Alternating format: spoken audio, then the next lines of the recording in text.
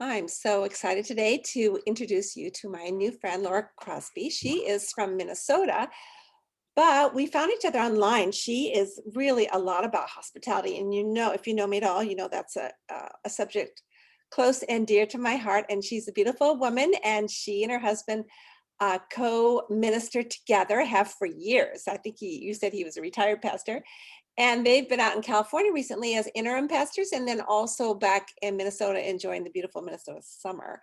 So, Laura, tell us a little bit about your family and your ministry, and then we're going to talk about legacy. Okay, well, it's wonderful to be here.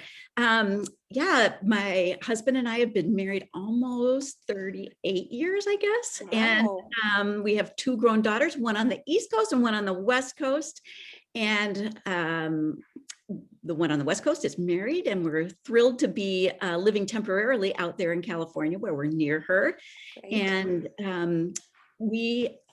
my husband was the senior pastor here in Edina, Minnesota for 30 years. And when he left that position, I hate the word retired because you never retire, right? Right. So, but when he quote retired, then we went and did some ministry together in Switzerland, and then came home, and something came up. And now he is the interim pastor out in California. And we've always kind of approached ministry as a team together. We have very different gifts. And so it's been a delight. We do some mentoring also of leaders in our denomination and others. But it's all good. It's fun. I love that. And my pastor, I think, has called retirement. We don't retire, we retread. And I love it. Yeah, remind your husband of that when he thinks, I'm not retired, I'm not that old. But you retreaded in Switzerland. That sounds like a nice place to take off. I'll tell my husband that when he gets ready to retread. And I also like what you just said about your gifts are very different. Can you go into that a little bit? Because I married a man totally opposite than myself, and I think people worried about us. Well, I worried about us too. Yes, we are very opposite. If you know the Enneagram at all, my husband is a 5. He's kind of the investigator, very wise, watchful, and I'm a 7. So I'm all over the place. I'm the enthusiast. Me too. Yeah, the entrepreneur, all that stuff. So different there. And he's an introvert. I'm an extrovert. But we have learned so much from each other's strengths, and I've learned to slow down and not make decisions maybe quite so quickly, and bring his wisdom and his timing, hopefully, into some of my decisions more. And I am more the connector, the inviter, the welcomer, so we do a lot drawing people into our home and other places too. And so that's a little bit of the way we complement each other, I guess. Was that a challenge for your husband at the beginning until he got used to you and saw the advantage of being I'm a connector as well. It's a gatherer is my middle name, but to honor my husband, I've pulled way back, and now he is a lot more able and feels more comfortable. So did he figure it out right away? Oh, this is a good way to be, or did you have to sort of relegate how much you would network and invite and welcome? He really has valued it from the beginning and honors me so much. But I think the adjustment came in because he's an introvert. That makes it sound like he's shy or something. He has all the social skills and he's very personable, but he prefers smaller groups of people. So that's maybe a little bit of the way that I've adjusted. So he would much prefer a more intimate dinner party with 6 people than a party or an open house with 100, which Totally. I love. Oh, me too. And my argument when we were first married, maybe the first 10 years, I was still arguing with him on this, was that I have to clean the house and prepare just as much for 30 as I do for 2. So let me have 30 because I'm doing the work, blah, blah, blah. And but he would say, and this is even in my hospitality book, because he would say it over and over, he goes, a crowd will dissipate the fellowship. And I go, what do you mean dissipate? Well, of course I knew what dissipate meant. And he's right. I mean, when we have even two couples, you don't get to know as deeply the one couple. I still like to do crossovers. Like I'd like to invite a couple who's a believer, a believing family, and maybe a couple who's not, who have perhaps a third area that is something that they have in common, or maybe we're just the ones that, or maybe they just need to be invited, right? And let God do that peacemaking and that intentional crossover into where they see the grace of God in someone else's life. And but he's right. My husband's been right, that this past year during COVID, when we couldn't have the crowds, we only had 9 for Thanksgiving instead of 35. And my darling introverted daughter said, Mom, I know this was not the way you would have preferred, but I really liked it. So I thought, okay, I was honoring her as well as the law. So we're going to talk a little bit more about hospitality eventually, but what legacy do you want to pass down to those that you know and love? What are you doing right now? Well, I would preface it by saying our prayer for our children every single day is that they might see the unmistakable evidence of God's goodness and faithfulness sometime during the day. I pray that I'm modeling and will pass down a passion for connection to God and to others. I like to call it a life that chooses welcome and pays attention to God's presence. Could you repeat that first line? Because I'm taking notes and they may need to hear a repeat. The first line is the prayer for your children is that they will see it. They might see unmistakable evidence of God's goodness and faithfulness each day. Okay, go ahead. Well, and I hope that I'm modeling that and that I'll pass down a passion for connecting to God and others, just hopefully modeling a life that chooses welcome and pays attention to God's presence. When you say chooses welcome, I immediately go to welcoming people into our homes. Did you mean welcoming God into your life? What did you mean? Yes, absolutely. One of my favorite verses is Deuteronomy 30, 19 and 20, that says, this day I set before you life and death, blessings and curses. Now choose life so that you and your children may live and that you may love the Lord your God, listen to his voice and hold fast to him. And I think that this command to choose life might also be interpreted, it's to choose welcome. And I believe we need to experience the welcome of God first, to connect with him first. And then out of that flows his spirit and the ability to welcome others, whether they're family or strangers or someone from a different race or a different political party or whatever. And for me, that often involves hosting people for meals in our home, but that's not the only way at all. So choosing welcome might look like serving at a homeless shelter or writing notes of encouragement or praying with folks in the hospital. Another one of my favorite verses is Zechariah 4:10 that says, do not despise the day of small things. I mean, I think there are a lot of little ways we choose welcome throughout our day.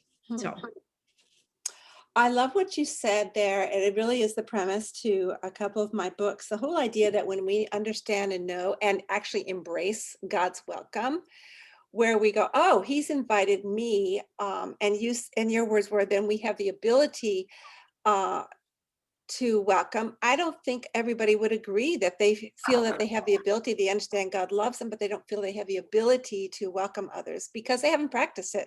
And maybe that's one reason it's called practicing hospitality. But I also think to go a step further is when I understand how much God has welcomed me, it can be a natural or perhaps supernatural overflow of my life, which is kind of what you're saying. You're choosing life. You're praying that your children will see that it is something that can be part of their whole, almost like their demeanor. Do you feel that way when you meet someone that what is it about you that someone would want to feel welcome to Jesus? Yeah. And I feel like everybody has to figure out what that looks like with their own personality and giftedness. But for example, the other day I was standing in line at Party City and there was this Muslim woman ahead of me in line and she had so many, she had bought out the store. And so she was covered head to toe with her hijab and everything. And but I just smiled at her and I said, oh my gosh, it looks like you are having a huge party. Yeah. And she just beamed and she told me all about who was coming and why they were doing it and everything. And I mean, it was no big deal, Yeah. but I feel like that is choosing welcome, is in a small way. It's Yeah. not, Oh, totally agree with that. And my mom they've been used to say about my mom that she's never met a stranger. And I have those genes, and you obviously do as well. I was out to coffee with a friend yesterday, and I love the dress that this girl was wearing who worked there. And she happened to come outside where we were, and we just started talking because of her beautiful dress. And then I said, well, what's your name? Her name is Rochelle. I have to repeat it or I'll forget. And she even showed the rip in it because she'd been wearing it for 7 years. And so she goes, well, I have one in white too. I'll wear it tomorrow. And I thought, oh gosh, I have to go back to that coffee shop today so I can see it in white. But it's to me, I think God gives us a radar to think of some way to connect, not in a false way. It's kind of like when I do Instagram, I don't want to ever do an Instagram where I'm forced to do it. It's just a natural overflow of what's happening right then in my life that may or may not bless someone else. yeah. And that's what you did yesterday with that woman who was probably sweltering inside of her hijab. Maybe she was used to it, but she was having a party and she was excited and she got to share that with you. And she probably has a better view of, I don't know, you at least, because you reached out to her, right? So, yeah. Right, right. So when I ask what legacy, did you get to say everything you wanted to say about that? Yeah. And I don't mean just for your children, but actually for other people. Yeah. Oh, absolutely. I think that goes for other people. I Yeah, hope yeah. that I communicate that. Yeah. What changes did you have to make, or obstacles did you need to overcome to make this happen, or that you continue? I mean, challenges continue till we die. So. Well, I think I'll answer this in the realm of hospitality, maybe, Okay. because I feel like there are two different ways that I learned the same thing many, many years ago, and then again recently. And that is the idea of prioritize relationships over recipes and prioritize being present over being perfect. Mhm. Relationships over recipes and being present over being perfect. And you could translate that more broadly in terms of prioritizing relationships over some of the distractions of our life in terms of choosing welcome in different contexts. But for me, years ago, my husband and I had just moved from the Chicago area to Washington, D.C. And my husband had taken a job as the executive associate at a large church there. I went with 18-month-old and 8 months pregnant with my second. We were moving away from family for the first time. Everything was new, but the senior pastor and his wife really became mentors to us. Mm. And the senior pastor's wife's name was Coke. And she was just marvelous. In that same community, there was a delightful older couple that we wanted to get to know. So we invited them over to our house. And the woman's name was Dee. We had them in. And now remember, I had 2 kids under 2. And it was crazy. And we had no money. So literally, I know that I served them something like, if not Hamburger Helper, something very much like Hamburger Helper. We served this couple Hamburger Helper. We had a great time. We got to know them. He was on the board at Fuller. And both of them were musicians. She was a gourmet cook, all this stuff.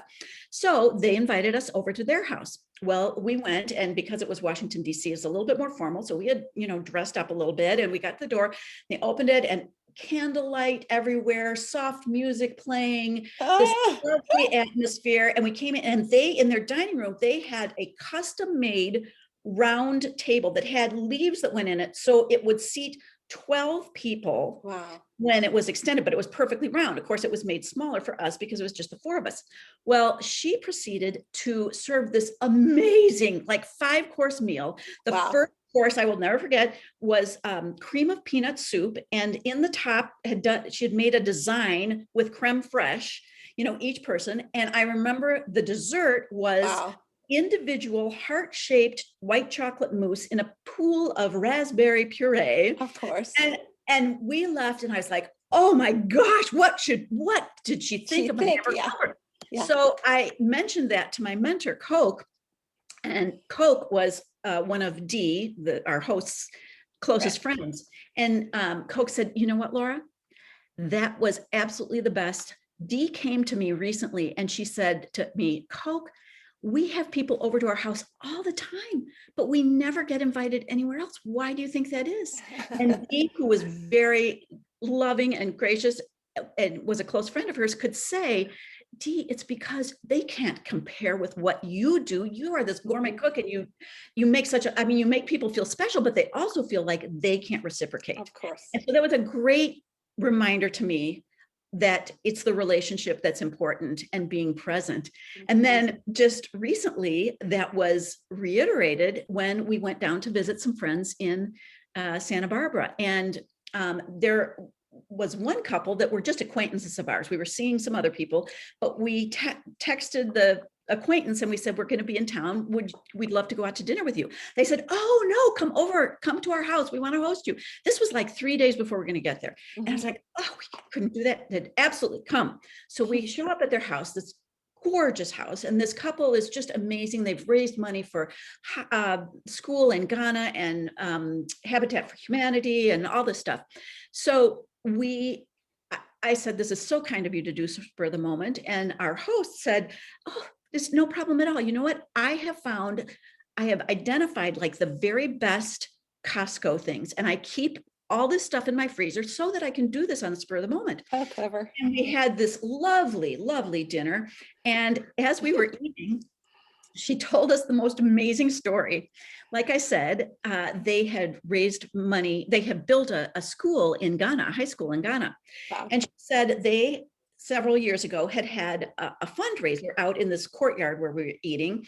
And they had about 30 people at round tables. And afterwards, one of the guests came up to her, a gentleman, and said, oh my gosh, your salad was so fantastic. Could I have the recipe? And my friend said, well, yes, you can for a price. If you want to give the money, $1,500 for a scholarship for 1 year for one of the students, I'll give you the recipe. Oh, and wow. He laughed, and they laughed together, and he didn't take her up on it. So 5 years later, they're having another fundraiser. Same guy is there. He comes up to her after the dinner and he said, oh my gosh, your scallop potatoes were so fantastic. Could I please have the recipe? She goes, I'll tell you the same thing I told you 5 years ago for a price. But I'll tell you what, this time I'll give you both the salad recipe and the potato recipe if you'll pay for all 3 years for one of our students, because it's a 3-year program. So he was like, he kind of gulped. He goes, okay, I'll do it. So he writes her a check. She said the next day she pulls out her tattered recipe card for the salad and takes a picture of it, sends it to him.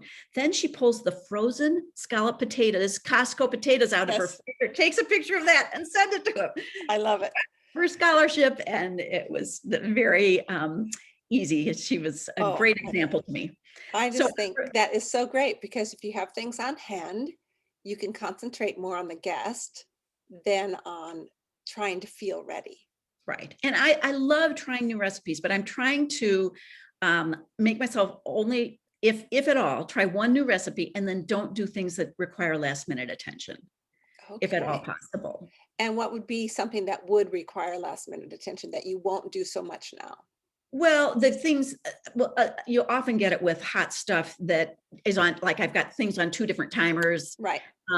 But if I can, I've played around with some recipes, and there's some that I can make ahead and just reheat. Right. I mean, I can make the morning of and just reheat. And there are others that maybe just require at the same time broiling and getting out. So it's just playing around. I think you have to figure it out. And I like to make lists so I can, if there's, if I'm feeling nervous, I'll make a list of what time to try different, or to start and finish different things, just so I don't burn something. It's not like I want the house to smell like I've burned something, though I've done that.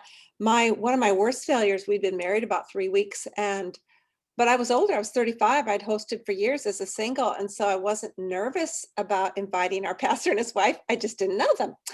And so they came for dinner, and I tried a new recipe, which I don't recommend for company, though I often do because I like to try something new.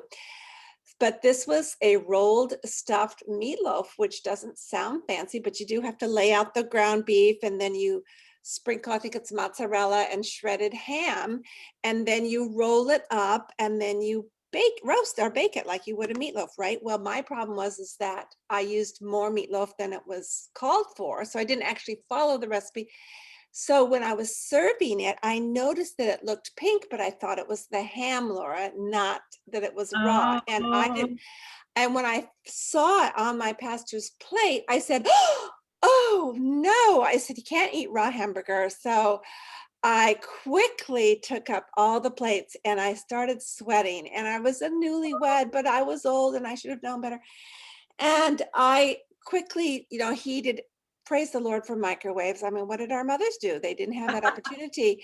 And the whole time, my darling pastor's wife, Doris, who we became dear friends, started talking about one time when her husband was a young pastor and they invited the guest pastor home for lunch, Sunday dinner. We used to call it Sunday dinner.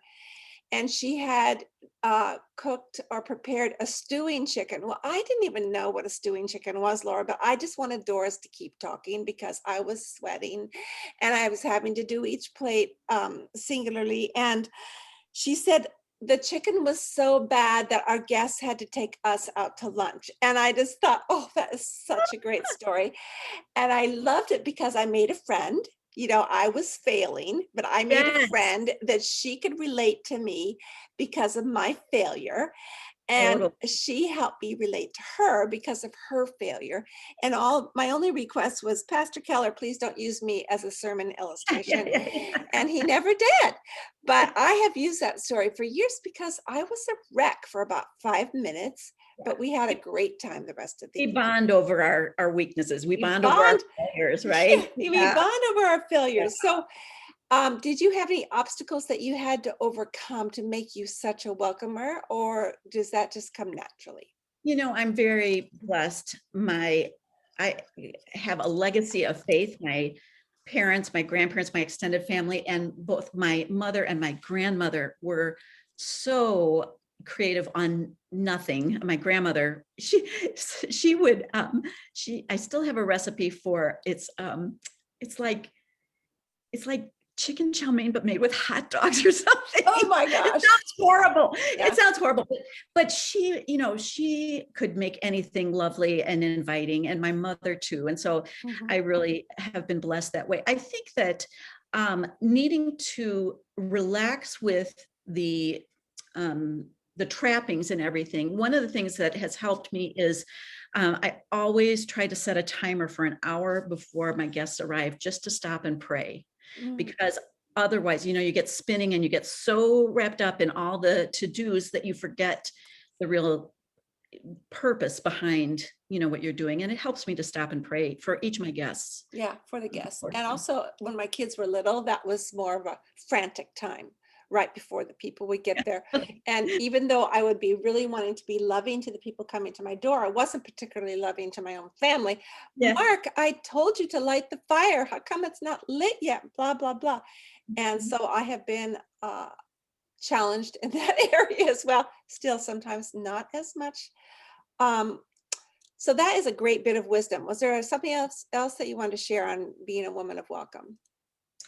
Um, Or you want to I go ahead? think that I think it really I love doing the extra creative touches, but I also need the freedom to not do that if I don't have the time or the money. Mhm. And there are other ways that you can make your guests feel special. I think that people remember how you made them feel. And I want to be a there you are person instead of a here I am person. Mm. So I think my tone can maybe communicate that. And then also, this one was a hard one for me, letting other people help. It makes them feel comfortable and it helps them be a hero.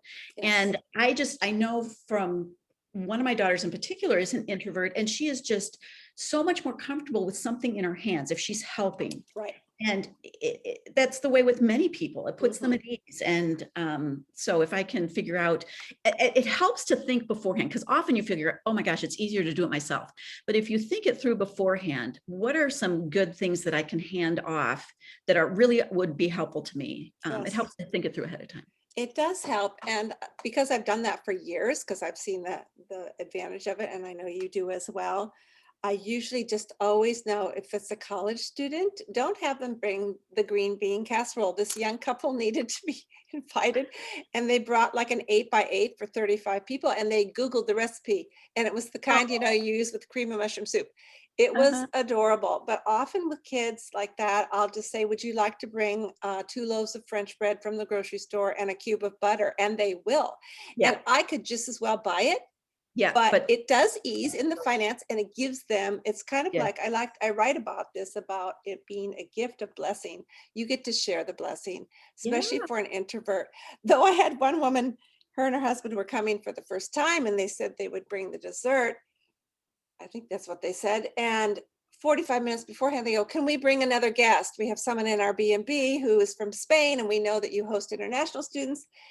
And I go, sure. And I thought, what if I were having pork chops? And I wouldn't have had another pork chop, but I wasn't. I was having pasta and there was plenty. And she brought like an extra salad, extra Oh, wine. I mean, she just, yeah, because she's that way, but you just never know. And right. sometimes you're quite If, surprised. And I if like the control, Laura. I like to make sure there's enough food. yeah, yeah, yeah. And I know there are so many people who just don't host. They just don't have people in their homes and they don't know Get what it. it's like. Yeah, They yeah, don't yeah. they don't understand it. And I've had to learn grace. Like it Yes, doesn't matter absolutely, that absolutely. it was a People tiny canceling little the last salad. minute. Yeah, they don't get it. And so does it matter to my other guests? No, I'm the one who gets a little upset. And so God is continuing to challenge me and helping me behave spiritually. The fruit of the spirit's the main thing, you know, that we are making someone feel so loved and comforted. That's the main difference between entertaining and hospitality, that we focus on them. But the reason I think you and I think it's good that we can mentor others in how to do hospitality is so that they're not thinking about themselves because they're feeling insecure. Now, I mean, I would feel insecure about things I haven't tried, but the more I do it, the more secure I feel. So I don't even think about certain things. And so that you can say, hey, I really noticed that you're hurting. What can I do to help? Mhm. So, Absolutely, did you yeah. want to talk to me about the recipe we're going to share? Yeah, actually, this recipe is called Fancy Fast Chicken, and there was I one of the things that my mentor, the Coke that I mentioned before, one of the things that she told me was, if you don't have enough margin in your day to take a pot of soup to someone, you don't have enough margin. Now, Oh, there are certainly, that's a general statement, and there are certainly times when you won't have enough margin in your day to take a pot of soup to someone. But I think one of the things that I've learned is trying to keep on hand at least some of the ingredients for some basic mercy meals. So you're stocked and you're ready to go. And this Fancy Fast Chicken is one that I will often take to people in need. But there was also a time when my husband and I, our kids were little, they were toddlers maybe at the time, and we were having the elders and their spouses over for dinner, and we were having like maybe 6 of them at a time, 3 couples at a time. And so one evening we had dinner, and it was probably macaroni and cheese out of a box because that's kind of what you do when you have toddlers. And we had out a game that we were all playing, probably the kid version of Candyland or Monopoly or something. And the phone rings and I answer it and I said, hello. And this person said, hi, I just wanted to check and make sure that dinner tonight was at 7 o'clock. And I'm like, what? Oh my gosh, dinner tonight. Yes, at my house. Yes, yes, it is. We'll see you then. Bye-bye. So we had totally forgotten about it. Threw everything, hid everything, scooped up. My husband, he had to run to the store to get the chicken breast, but that was it. I had everything else. And we were able to pull. Fortunately, I was only in charge of the drinks and the main dish. dish, yeah. So I could pull that together. Yes. But it worked. Wonderful. So, yeah. Wonderful. That's a great story, and we'll be sharing that recipe. A friend of mine is probably a very similar recipe. We call it Katie's Supreme Chicken, Oh, and after her, because she always kept the ingredients on hand for last minute company. And I put it in my book. And I had this new friend over. She has 5 kids, and the kids were not there, but we wanted to hear about each other's children. We ended up talking for like 2 hours. And at the end, she goes, Sue, I just don't do hospitality much because I'm not much of a cook, and I just don't feel comfortable unless I'm ordering pizza out for my kids' friends.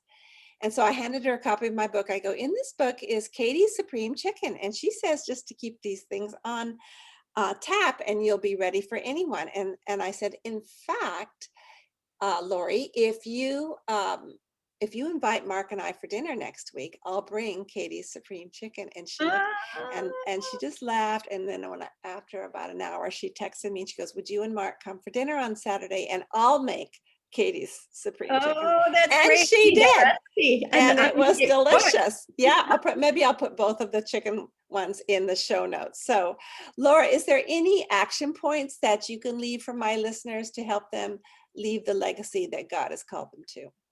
You know, I think what I mentioned, well, 2 things. I think part of it is just an awareness. And so even in the morning praying, Lord, let it be like there's a welcome mat in front of me wherever I go today. Help me to be aware of ways that I can welcome others and bless them, whether it's in line at Starbucks or wherever. And then I think the other one is just being prepared, keeping some things on hand that might make you feel more comfortable, and not being afraid to just ask for help. People love to help. So Yeah. true. Wow, we are kindred spirits. We could go on the road, but Yeah. you should probably go east and I'll go west, because we have a great God who's given us the same message. Yeah. And you are a beautiful woman, and I'm so glad to get acquainted. And I know that this conversation will bless my audience. So thanks again. Thank you so much. It's an absolute joy. Oh, So thank you good to so meet much. you. Okie dokie, bye.